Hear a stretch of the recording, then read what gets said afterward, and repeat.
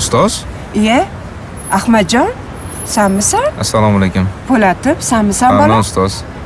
Ahmadjon, yaxshi yuribsanmi? Rahmat. Tuzukmisan? Rahmat. Sog'liqlaring yaxshimi? O'zingiz yaxshimisiz? Ha, rahmat. Qani tizza, Xudoga ustoz? shukr. Tanimay bo'ladimi sizlarni? Rahmat. Nima qilyapsiz bu tomonlarda? Shu, ozgina davleni oshib turuvdi.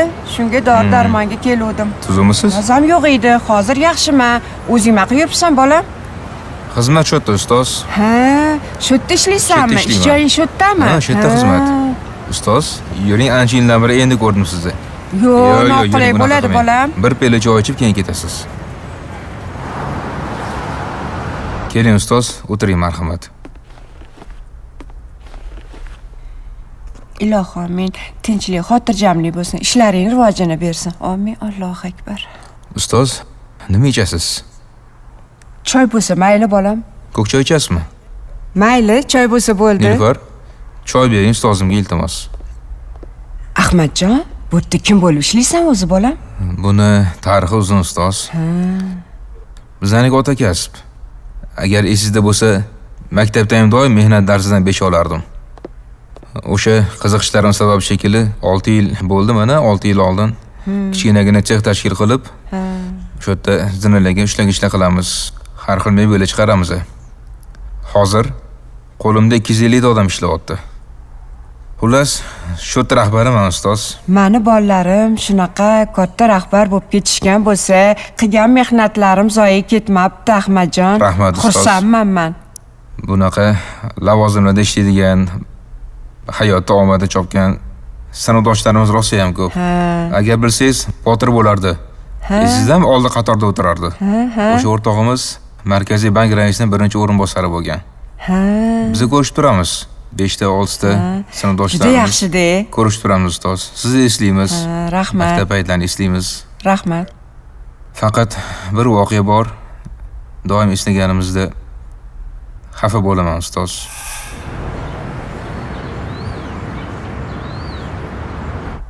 Tomaris Turon xalqlarining Ahmoniylar bosqiniga qarshi kurashishga rahbarlik qilgan jasur ayol sarkarda. Erondan kelgan bosqinchilar qo'shini va masagetlar o'rtasida shiddatli janglar bo'lgan. Dastlabki jangda Tomarisning o'g'li Pargalis boshchiligidagi masagetlar g'olib chiqqan. Biroq keyingi jangda forslar hiyla yo'li bilan uni va ayrim masagetlarni asir olganda or-nomusga chiday olmagan Spargalis o'zini o'ldirgan.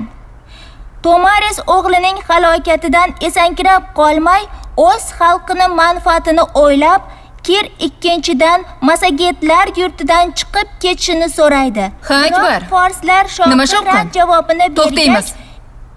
Nima shovqin qilyapsan? Dars paytida darsni buzib. Nimasi bu? Nima u? Qo'lingdagi soatni qayerdan olding? Qani tez yech berchi menga buni? Mana ustoz. Darsdan keyin olasan, xo'p? Xo'p. Xo'p, qayoqqa keldik? Yusuf? Xo'p, tanaffusga chiqib kela qolinglar.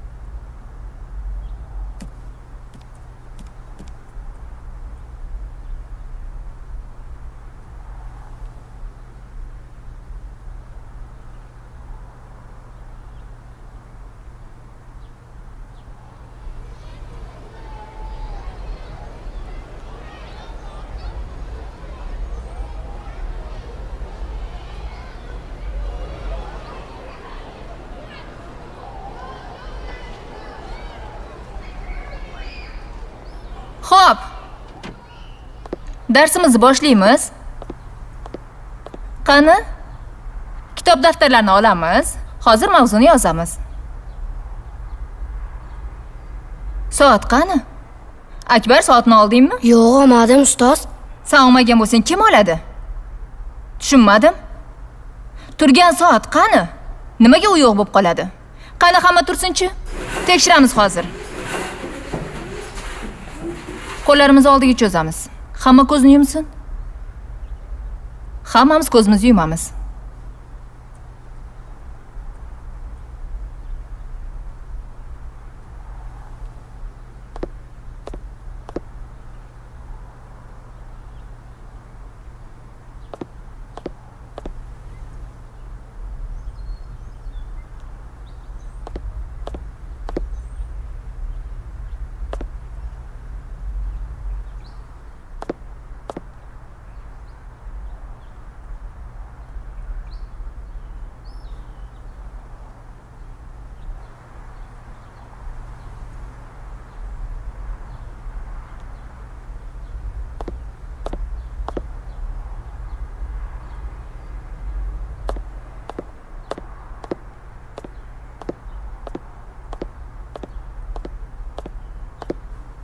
Bo'ldi, hamma ko'zni ochsin.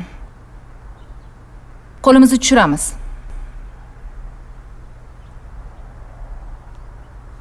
Ahmad, bu nima qilganing? Uyalmaysanmi bunaqa ish qilgani? Nimaga o'g'irlading bu soatni?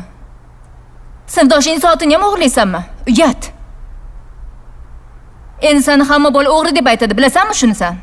O'g'ri.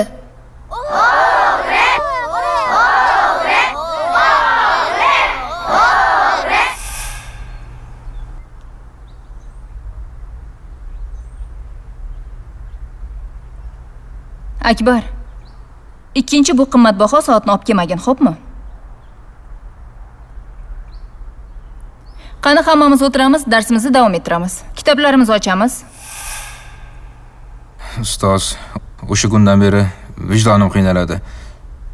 Siz oldingizda o'g'ri bo'lib qolgandim. Lekin siz o'shanda saoatmandaligini hech kimga yetmagandingiz. Oradan qancha vaqt o'tsa ham bu qilgan ishingiz hech esimdan chiqmaydi. Hozir yoshim 45 da ustoz. Lekin bu hayotdagi eng katta saboqni sizdan olgandim. Inson o'zini vijdonidan uyalib yashashi yomon. Lekin bundan ham dahshatlisi uyalayotganingni boshqalar ham ko'rib turishi.